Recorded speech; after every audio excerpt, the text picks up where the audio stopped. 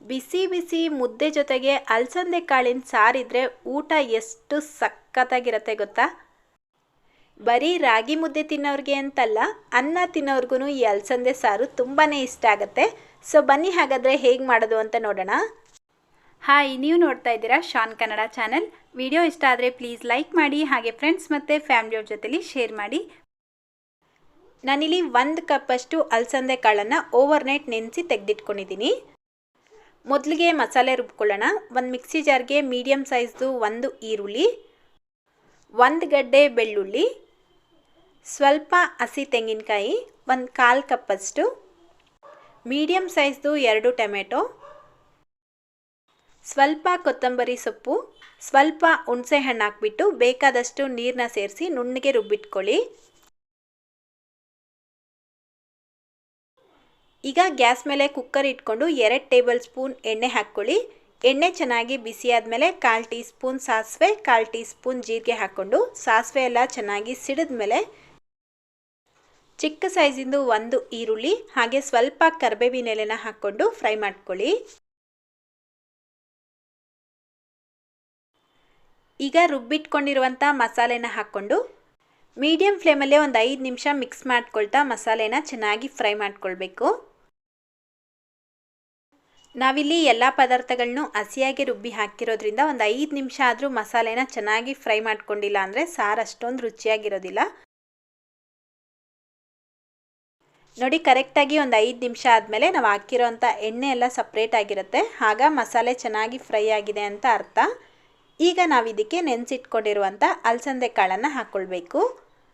ಹಸಿಯಾಗಿ ಹಾಕ್ಕೊಳ್ಳೋ ಆಗಿದ್ರೂ ಹಾಕ್ಕೊಳ್ಬೋದು. ನಾನಿಲ್ಲಿ ಒಣಗಿರುವಂಥ ಅಲಸಂದೆ ಕಾಳನ್ನು ನೆನೆಸ್ಬಿಟ್ಟು ಹಾಕ್ಕೊಳ್ತಾ ಇದ್ದೀನಿ.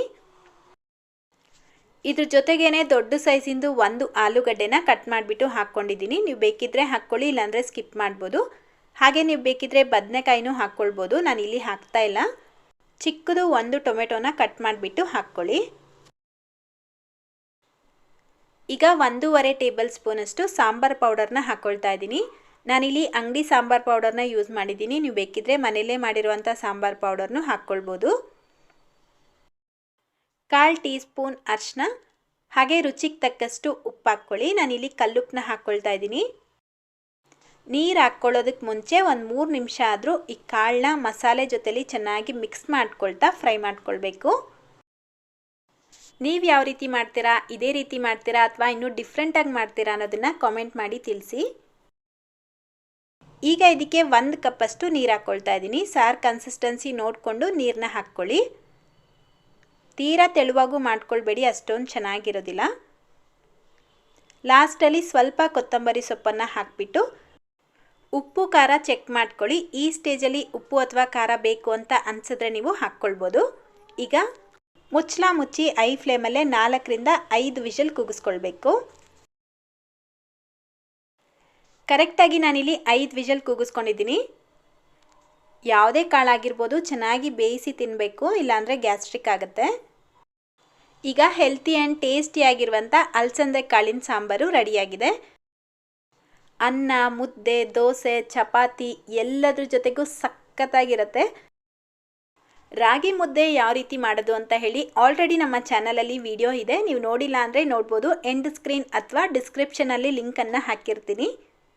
ಸೊ ಇವತ್ತಿನ ರೆಸಿಪಿ ಇಷ್ಟೇ. ಇಷ್ಟ ಆಗಿದ್ರೆ ಪ್ಲೀಸ್ ಲೈಕ್ ಮಾಡಿ, ನಿಮ್ಮ ಫ್ರೆಂಡ್ಸ್ ಮತ್ತು ಫ್ಯಾಮಿಲಿಯವ್ರ ಜೊತೆಲಿ ಶೇರ್ ಮಾಡೋದನ್ನು ಮರಿಬೇಡಿ. ಇದೇ ರೀತಿ ಮತ್ತೊಂದು ಟೇಸ್ಟಿಯಾಗಿರುವಂಥ ರೆಸಿಪಿಯೊಂದಿಗೆ ಭೇಟಿಯಾಗೋಣ. Thank you.